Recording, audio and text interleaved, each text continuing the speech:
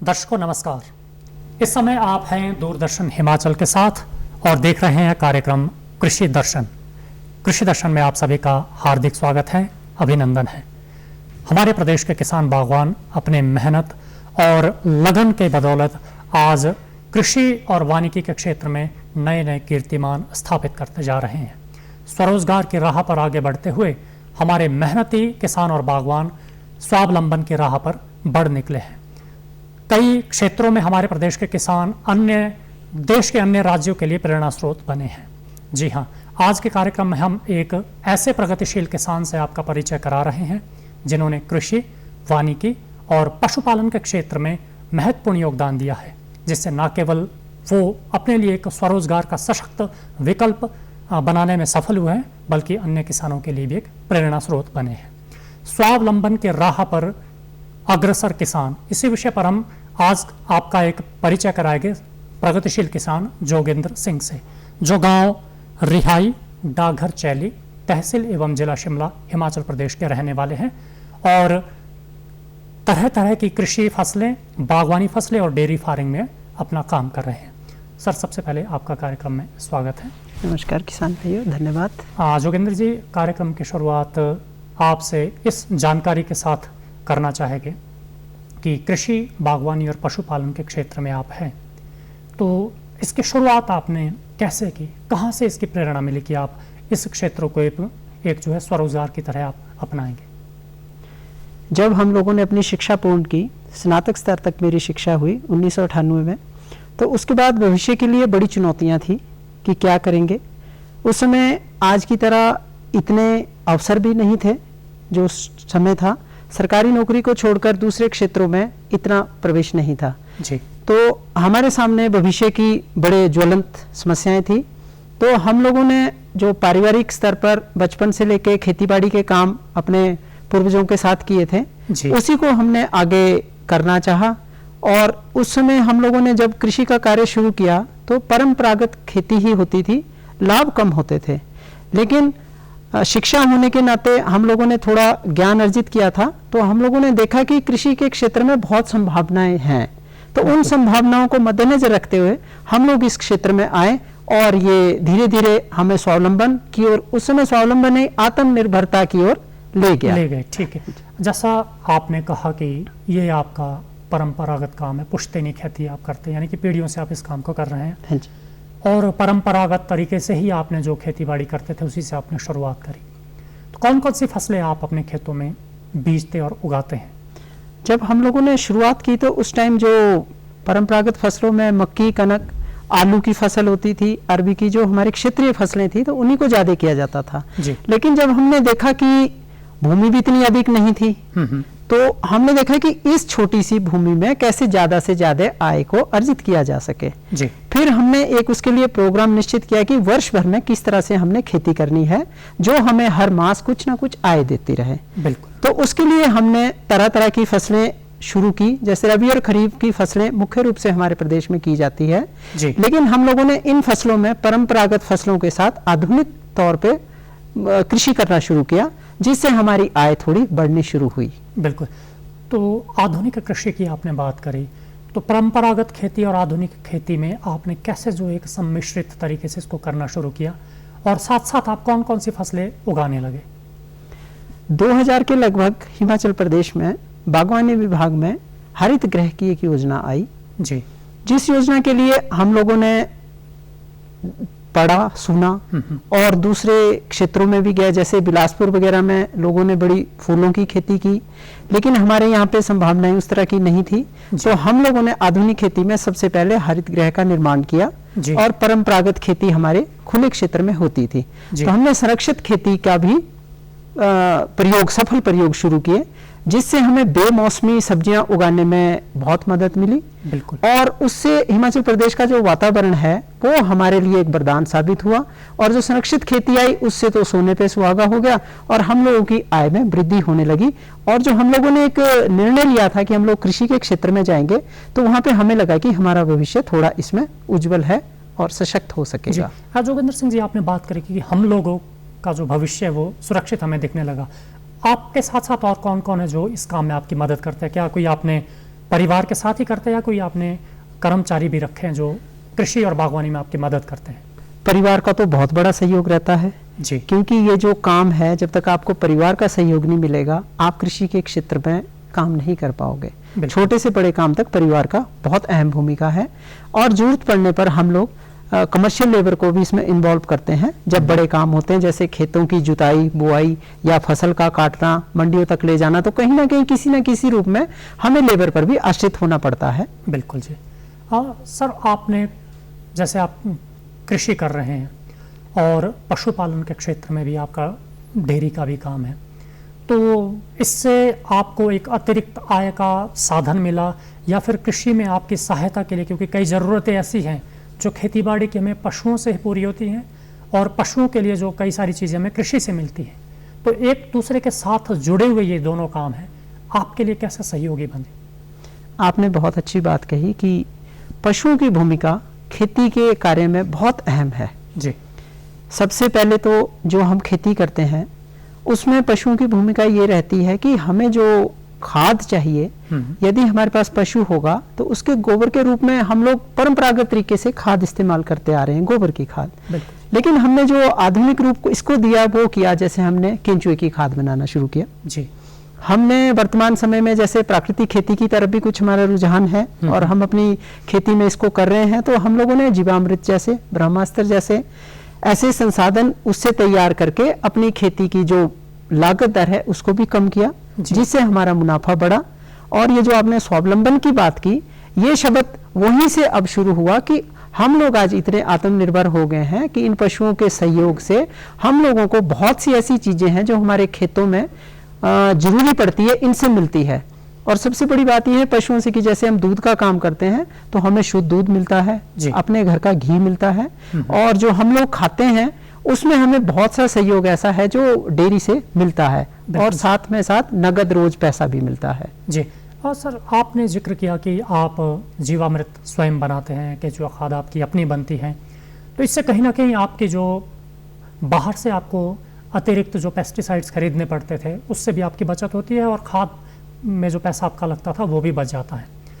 कहीं ना कहीं हम देखते हैं कि परंपरागत तरीके से हमारे जो पूर्वज है वो खेती करते ही थे। बीच में एक दौर आया कि जब हमने रासायनिक खेती को अपनाना शुरू किया और किसान जो हमारे हैं वो बिल्कुल इसको रासायनिक खेती की ओर चल पड़े। आधुनिक तरीके से कृषि आज के संदर्भ में कैसे संभव है और आप कैसे करते हैं? आधुनिक खेती में सबसे बड़ा सवाल आज ये है कि जब रासायनिक उत्पादों को शामिल किया गया कृषि की उत्पादन को बढ़ाने के लिए जी, उस समय देश की जरूरत थी जी जी, और किसान भी चाहता था कि उत्पादन बढ़े, उसको अच्छा मूल्य मिले और देश की मांग भी पूरी हो सके। लेकिन वर्तमान समय में हमारे देश के पास आज संसाधन है और कुछ ऐसे नए नए आविष्कार हुए हैं या नई खोजें हुई है जिससे ये पता चला है कि जो स्थानीय अवशेष या जो हमारे खेतों के अवशेष है वो भी उतने ही उत्पाद को बढ़ा सकते हैं जितना रासायनिक उत्पाद बढ़ाए जा सकते हैं।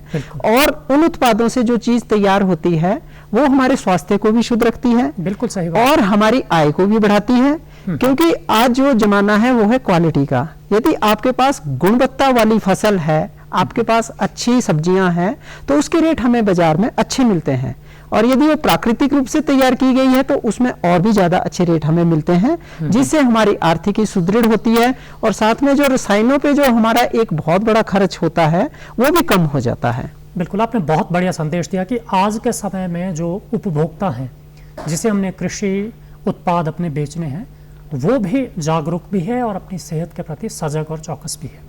तो अगर कृषि और बागवानी के क्षेत्र में जो उत्पादक हैं वो सही चीज़ तैयार करके बाहर उपभोक्ताओं को देते हैं तो उससे उनकी निश्चित तौर पे जो है उनकी वैल्यू भी बढ़ेगी और लंबे समय तक उनके जो मार्केट वैल्यू है वो भी बनी रहेगी। बागवानी में भी आप हैं, कौन कौन सी बागवानी फसलें आप उगाते हैं? बागवानी में हमारे पास परंपरागत रूप से पहले अखरोट का एक छोटा सा बगीचा था जी, तो वो सीडलिंग पे लगा हुआ था, यानी बीजू पौधों पे था।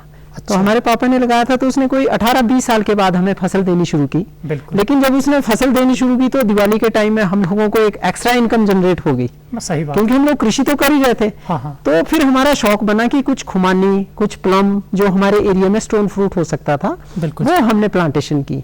और इस वर्ष हमने जब देखा है कि रूट स्टॉक पे खेती की जा रही है और जो हमारा जो मध्य क्षेत्र जो है जहाँ पे लो हाइट में भी अब सेब का उत्पादन हो सकता है, तो हमने इस बार कुछ रूट स्टॉक पे भी पौधे लगाए हैं, सेब के पौधे लगाए हैं, जिसमें डार्क बेंगाला के 100 प्लांट्स मैंने इस बार लगाए हैं। और भविष्य में भी जिस तरह से रिजल्ट आ रहा है तो हम और भी उसमें करना चाहेंगे जिससे हमारी आय और बढ़ सके। बिल्कुल। जोगिंदर सिंह जी, बहुत ही एक अच्छी बात है कि आप पुश्तैनी तरीके से कृषि को कर रहे हैं और बड़े उत्साह और शिद्दत के साथ अभी भी इस कारोबार को आप आगे बढ़ा रहे हैं। निश्चित तौर पर इसमें आपको लाभ मिल रहा होगा तभी आप करते हैं। वर्तमान समय में हम देखते हैं कि हमारा युवा पढ़ा लिखा है लेकिन उसके पास रोजगार नहीं है। ऐसे में वो अपने घर को छोड़कर छोटी मोटी नौकरी की चाह में शहरों की ओर जा रहा है। वेतन के अनुसार, योग्यता के अनुसार उसको काम तो नहीं मिलता, लेकिन फिर भी आजीविका चलाने के लिए वो नौकरी कर रहा है। हमारी जो खेत है, खलियान है, वो सूने हो रहे हैं, ज़मीन बंजर हो रही है। और जो पशुपालन हम परंपरागत तरीके से करते थे, जहाँ से हमें दूध घी अपने घर का मिलता था, वो भी उससे भी वंचित हो रहे हैं। ऐसे में आपका क्या लगता है कि एक स्वरोजगार के साधन के रूप में कृषि और वानिकी को हमारे नौजवानों को क्यों अपनाना चाहिए? सबसे पहले तो मैं ये कहना चाहूँगा कि शिक्षा का मतलब ये नहीं है कि हमें रोजगार मिलेगा जी। शिक्षा का मतलब है ज्ञान। सही बात। और वो ज्ञान आप किसी भी क्षेत्र में अपना इस्तेमाल कर सकते हैं। बिल्कुल। कृषि भारत का सबसे बड़ा एक उद्योग है। सही बात। अगर इस उद्योग में जो शिक्षित व्यक्ति हैं वो आएंगे तो इसका एक ऐसा नया रूप होगा कि यहाँ पे लोगों का एक भविष्य दिखेगा, उनको अच्छी आय का अर्जन होगा। लेकिन वो तभी हो सकता है यदि शिक्षित हो जी। वो ना गांव से पलायन करे, ना एक छोटे रोजगार के लिए अपना जो बहुमूल्य समय होता है एक जवानी का, उसको खोए कहीं पे। यदि वो थोड़ा सा धैर्य रखे और अपने खेतों में काम करे। आज सरकार की बहुत सी योजनाएं हैं जिसका हम लोगों ने भी दोहन किया है जी। और किसानों को सुदृढ़ बनाने के लिए चाहे केंद्र सरकार है, राज्य सरकार है, बहुत से उपदान दे रही हैं। बहुत सी ऐसी योजनाएं हैं जिससे हम स्वावलंबी बन सकते हैं जी। कौन कौन सी ऐसी योजनाएं हैं जिनका आपने अपनी कृषि और वानिकी को बेहतर करने के लिए एक सहायता के रूप में इस्तेमाल किया है, लाभ लिया? जैसा आपने कहा कि मैं कृषि कर रहा हूँ, मेरे परिचय में बागवानी कर रहा हूँ। मैं बागवानी का एक अंग है मशरूम उत्पादन जी। तो मैं मशरूम का भी उत्पादन करता हूँ। सही बात। और मैं वर्ष में 2 से 3 फसलें लगाता हूँ। मैंने कोई उसमें बड़ा धन का प्रवेश नहीं कराया है और मुझे सरकार की तरफ से भी मशरूम उत्पादन कक्ष के लिए उपदान मिला है जी। और मैंने सिंचाई के लिए टपक सिंचाई योजना भी अपने सेब के बगीचे में लगाई है जी, जिसमें मैंने मनरेगा से सहायता लेकर के एक टैंक बनाया है। तो सरकार प्रत्येक क्षेत्र में हमारे सुदृढ़ीकरण के लिए योजनाएं बना रही है जी। और मेरा तो आधुनिक कृषि तभी सफल हो सकती है यदि आधुनिक युवा इसमें आएगा। सही बात है। क्योंकि परंपरागत कृषि जो है वो ना आपको उतनी आय दे सकती है, ना आपका उतना स्वावलंबी बना सकती है। बिल्कुल सही बात है। आपने बात करी कि किसान स्वावलंबी तभी बन सकता है अगर वो आधुनिक तरीके से कृषि करे। किन किन बातों का ध्यान रखते हुए किसान जो है आत्मनिर्भर बनते हुए अन्य किसानों के लिए भी एक रोजगार उपलब्ध कराने के लायक बन सकता है? सबसे पहले तो हमें कृषि की महत्ता को समझना होगा जी, कि अभी कोरोना काल एक इतनी बड़ी बीमारी पूरे विश्व को संक्रमित किया है। उस बीमारी के दरमियान यदि कोई चीज सबसे ज्यादा सहायक हुई है तो वो था रोटी। बिल्कुल सही, जो सभी लोगों को चाहिए थी जी। सरकार ने चिकित्सा सुविधाएं भी दी, बहुत बड़े क्षेत्रों पे हर क्षेत्र ने अपना काम किया है, लेकिन भोजन के बिना कोई भी काम पूरा नहीं माना जा सकता था। तो सबसे बड़े जो वॉरियर थे वो किसान थे। सही। हमें अपनी अहमियत को समझना होगा और ये जो उद्योग है इसको यदि हम पूरी शिद्दत के साथ करेंगे तो स्वावलंबी होने में कोई अतिशयोक्ति नहीं रहेगी जी। और जैसा आपने कहा कि प्रेरणा कैसे बन सकते हैं, प्रेरणा के लिए आपके क्षेत्र में बहुत से उदाहरण होते हैं। हम लोग हमेशा उदाहरण देते हैं कि भगत सिंह जी ने क्रांति के लिए बहुत बड़ा अपना योगदान दिया है। जी गांधी जी का बड़ा योगदान रहा है, सुभाष चंद्र जी का बड़ा योगदान रहा है। जी लेकिन हमें यह समझना पड़ेगा कि मेरा क्या योगदान है। जी, एक किसान और बागवान। हाँ, एक किसान और बागवान होने के नाते मैं क्या योगदान दे सकता हूँ। बिल्कुल। प्रत्येक व्यक्ति का एक अपना रोल है अपनी जिंदगी में। यदि वो अपने क्षेत्र में कुछ अच्छा करेगा तो दूसरे लोगों पे उसका प्रभाव पड़ेगा। जी हमारे क्षेत्र में बहुत से जो युवा है वो हमारे साथ जुड़े हैं, और इस क्षेत्र में इस बारी जो हमारा अपना छोटा सा क्षेत्र है वहाँ पे हजारों की संख्या में सेबों की प्लांटेशन हुई है। बहुत बढ़िया बात है। जबकि यहाँ पे स्टोन फ्रूट ही माना जाता था, लेकिन हमारे जो संपर्क में है तो हम लोग एक टीम वर्क कर रहे हैं और लोग भी हमने इसमें जोड़े हैं जिनको इसमें भविष्य नजर आता है। तो इस तरह के प्रयास होना बहुत जरूरी है। जी हाँ, जोगिंदर सिंह जी, किसानों का सशक्तिकरण कैसे हो, सरकार और विभाग की तरफ से आप क्या इनिशिएटिव चाहते हैं कि जो वर्तमान में योजनाएं किसानों के लाभार्थ उनकी मदद के लिए चलाई जा रही है, उनका सरलीकरण किस हद तक किया जाना चाहिए और कैसे ये आप उम्मीद रखते हैं? हिमाचल की भौगोलिक परिस्थिति बहुत भिन्न है। जी, अगर उन्नत क्षेत्र की बात करें तो चाहे वो तापमान के लिहाज से, चाहे वो भौगोलिक परिस्थिति के हिसाब से शिमला से बहुत भिन्न है, सोलन से बहुत भिन्न है। जी, तो प्रत्येक क्षेत्र के हिसाब से सरकार को योजनाएं बनानी चाहिए। सरकार ने बहुत योजनाएं बनाई है, इसमें कोई अतिशयोक्ति नहीं है किसानों को सुदृढ़ करने के लिए, लेकिन उसके उतने परिणाम सामने नहीं आए हैं जो सफलता के परिणाम आने चाहिए थे। अब सरकार योजना बनाती है, वो एक अच्छा परिप्रेक्ष्य लेकर के ही योजनाएं बनाई जाती है, लेकिन धरातल पर उसको किस तरह से चरितार्थ करना है ये समस्याएं उस क्षेत्र में रहती हैं। सही बात है। अब जैसे कोई किसान अपने आप को सुदृढ़ करने के लिए किसान क्रेडिट कार्ड के लिए ही किसी बैंक के लिए अप्लाई करता है, तो उसकी जो औपचारिकताएं होती है कई बार किसान उसको पूरी नहीं कर पाता है, और एक छोटी सी राशि के लिए वो अपनी जमीन को धरोहर रखने में संकोच करता है। हाँ। क्योंकि हम लोगों में जो रिस्क लेने की क्षमता है वो बहुत कम है, और किसान तो वैसे भी डरता है अगर जमीन चली गई तो क्या होगा। सही बात। तो हमारा प्रदेश का किसान है, जमीनें थोड़ी थोड़ी है। ठीक, तो उसके लिए अन्य जो ऋण संबंधी सुविधाएं उनका भी वो लाभ ले सकता है, चाहे प्रधानमंत्री मुद्रा ऋण योजना हो जी, या फिर और जो सब्सिडाइज्ड फैसिलिटीज उनको मिलती है उनका भी वो लाभ ले सकता है।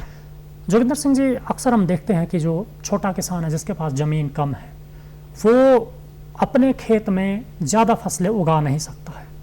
ऐसे में उसे प्राकृतिक संसाधनों का इस्तेमाल अपने जो लागत है उसको नियंत्रित करने के लिए करना पड़ता है। तो कैसे ये संभव है कि वो प्राकृतिक संसाधनों का इस्तेमाल अपनी खेती को और बेहतर करने के लिए कैसे कर सकता है? देखो, खेतों में जब हम फसल उगाते हैं तो उसके अवशेष बच जाते हैं जी। उन अवशेषों का हम इस्तेमाल कर सकते हैं गला के, सड़ा के। तो उस जैसे हमने मान लो मक्की लगाई थी जी, तो मक्की लगाने के बाद उसके अवशेष हमारे पास बच जाते हैं, क्योंकि हम तो भूटा इस्तेमाल करते हैं। भूटा इस्तेमाल करने के बाद कुछ पशु के चारे के काम आता है, लेकिन उसके बाद भी कुछ अवशेष बच जाते हैं।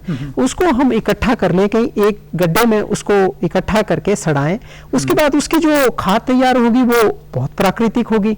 और अगर उसकी जगह में हम यूरिया या दूसरी चीजों को बाजार से लेंगे तो वो हमें हजारों रुपए के हिसाब से खर्चा आएगा, लेकिन वो हमें बिल्कुल एकदम से मुफ्त प्राकृतिक रूप से मिलेगी, और जो उससे जो उत्पादन होगा वो भी इतना शुद्ध होगा कि हमें स्वास्थ्य के लिए बड़े बड़े अस्पतालों के चक्कर नहीं लगाने पड़ेंगे जी। उससे हमारी एक जो आय का जो बड़ा स्रोत स्वास्थ्य के लाभ के लिए जाता है वो बचेगा। बिल्कुल जी। अक्सर हम ये भी देखते हैं कि जो किसान है वो अपने खेत में उत्पाद तो तैयार करता है, लेकिन उसकी जो विपणन सुविधाएं हैं वो उसके नज़दीक में नहीं मिल पाती है, जिससे वो जितना लाभ वो अपेक्षा करता है वो उसको नहीं मिल पाता है। तो मार्केटिंग की जो समस्या है, और कई बार हम ये भी देखते हैं कि जितना वो मूल्य चाहता है एकदम या तो उस समय उसको वो कीमत नहीं मिल पाती है, उसके पास भंडारण की सुविधा नहीं रहती है, जिससे उसको अपना जो सामान है, अपनी जो उत्पाद है उसको मजबूरी में बेचना पड़ता है। तो किसान को उसकी उपज का उचित दाम मिले और मार्केटिंग की उसको सहायता मिले, क्या आप उम्मीद रखते हैं? किसान जब फसल लगाता है तो बहुत सपने होते हैं उसके जी, उसका जो परिवार का भरण पोषण है उसी से होता है जी। बच्चों की शिक्षा भी उसी से होती है, शादी ब्याह या जितने भी खर्चे हैं सब उसी से होते हैं। अगर उस फसल का उसको उचित दाम नहीं मिलता है तो वो पलायन करता है इस क्षेत्र से, जो मुख्य समस्या रही है जी। तब वो छोटी छोटी नौकरियों के पीछे जाता है, कर्ज लेता है, और उसके बाद उसके साथ बहुत भयावह परिस्थितियां भी होती है। बहुत किसानों के साथ ऐसा होता है। लेकिन यदि इन चीजों को सरलीकरण किया जाए, जैसे हमने अभी भी किया है कि सरकार की योजनाओं का, जैसे सीए स्टोर्स हैं जी। एप्पल्स के लिए कुछ एक सीए स्टोर्स बनाए हैं सेब उत्पादकों के लिए, उस तरह से सब्जियों के भंडारण के लिए भी होना चाहिए। बिल्कुल। और जो उचित दाम है उसके लिए कुछ सरकार को करना चाहिए कि एक निश्चित दाम जरूर सब्जी का मिलना चाहिए। जैसे टमाटर है, कई बार वो 100 रुपए किलो चला जाता है। हम किसान हैं, हम तो चाहेंगे कि 100 रुपए वो हमेशा रहे, लेकिन हमेशा ऐसा नहीं हो सकता। उपभोक्ता को भी एक उचित मूल्य पे ही मिलना चाहिए। तो हम ये कहते हैं कि एक ऐसा निश्चित मूल्य कर दे जिसपे सरकार उसको खरीदे या मंडियों में उसका विपणन हो सके। बिल्कुल। सरकार के विभाग की तरफ से कृषि उपज मंडी समितियां बनी, हाँ बिल्कुल, ये चीजें, और ई पोर्टल के माध्यम से अब ऑनलाइन सेलिंग फैसिलिटीज भी किसान ले सकते हैं। सहयोगी फसलों का कितना योगदान है एक किसान को अतिरिक्त लाभ देने के लिए? सहयोगी फसलों का तो कृषि में बहुत योगदान है, क्योंकि परंपरागत में लोग क्या करते थे कि परंपरागत शैली से अपनी फसल बोई और काटने ही जाते थे।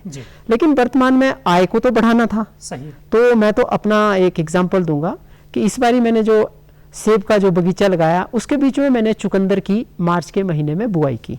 बिल्कुल सही। और वो चुकंदर मेरा मई के महीने में तैयार हो गया, और मई से लेके मैंने जुलाई तक वो चुकंदर बेचा। 50 रुपए किलो के हिसाब से मुझे रेट मिला, और मैं ये कहता हूँ कि उस सह फसल की वजह से मुझे 10 से 12 हजार रुपए की एक अतिरिक्त आय मिल गई। बिल्कुल सही है। तो हमारे जो किसान जिनके पास जमीन कम है कृषि योग्य, तो वो एक ही समय में एक से अधिक फसल एक ही खेत में उगा सकते हैं। एक ही फसल उगा भी सकता है, और मैं खुद अपनी बात कर रहा हूँ कि मेरे पास इतनी ज़्यादा भूमि नहीं है, तो मैंने क्या किया है कि मशरूम का काम भी किया है जी। साथ में दुग्ध उत्पादन का काम भी किया है, और जो क्षेत्र है उसमें मैंने एसटीपी प्लांटेशन की है, जो सेबों की सघन खेती कर रहा हूँ, सघन खेती कर रहा हूँ। और अब तो देखो इतना है कि वर्टिकल फार्मिंग हमारे पास है, सॉइललेस फार्मिंग हमारे पास है। आधुनिक कृषि में बहुत एस्पेक्ट्स हैं जी।